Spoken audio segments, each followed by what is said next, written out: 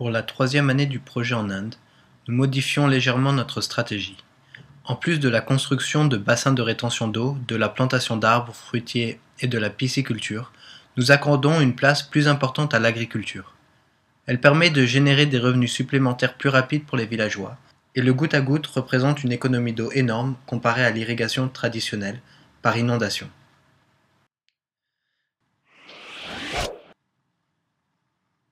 Nous avons identifié 5 villages avec lesquels nous allons travailler. Afin de construire une cohésion de groupe et une relation de confiance, nous les avons tout d'abord aidés à régler les problèmes immédiats. Dans le village de Bargaon, les villageois ont particulièrement souffert du non-paiement de leur salaire par le gouvernement local.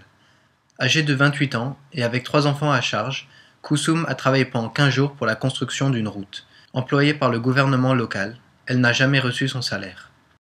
Dans le village de Satyinarayan Nagar, les terres devaient être achetées pour permettre la construction d'une centrale à charbon. Afin de pousser les villageois à vendre, les aides gouvernementales ont été arrêtées. D'après nos sources internes, le projet a bien été arrêté. Cependant, les aides n'ont jamais reprise.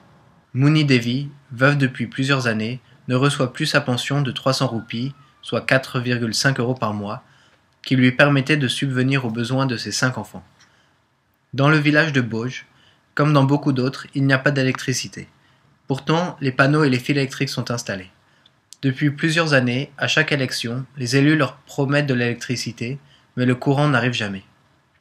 Le seul accès au village de Maharaj est une petite route en terre, à peine assez grande pour une moto. Lors de la mousson, la route est impraticable et les villageois restent isolés.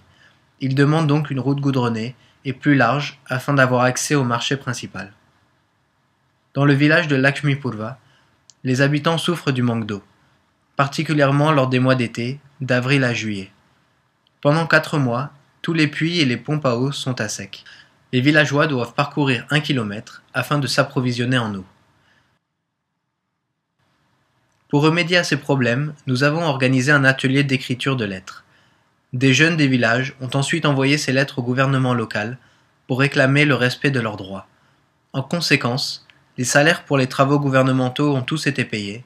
Le chef du district a répondu qu'il n'était pas au courant des mauvaises conditions d'accès et d'électrification des villages et qu'il veillerait personnellement à ce que les droits des villageois soient respectés. Nous allons construire une pompe à eau dans le village de Lakshmipurva pour assurer l'accès à l'eau et faire pression pour qu'une route soit construite dans le village de Maharaj. En revanche, les pensions et les aides gouvernementales dans le village de Satyinarayan Nagar ne sont toujours pas versées. En plus du suivi de ces diverses activités, nous avons identifié dans les villages les habitants intéressés par le développement de l'agriculture et la plantation d'arbres.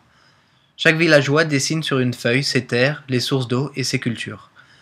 Ces dessins nous permettent de déterminer avec chaque villageois un plan spécifique à sa situation, visant à améliorer la gestion de ses ressources naturelles et financières. Dans les mois à venir, nous allons mettre en œuvre les différents projets avec les villageois.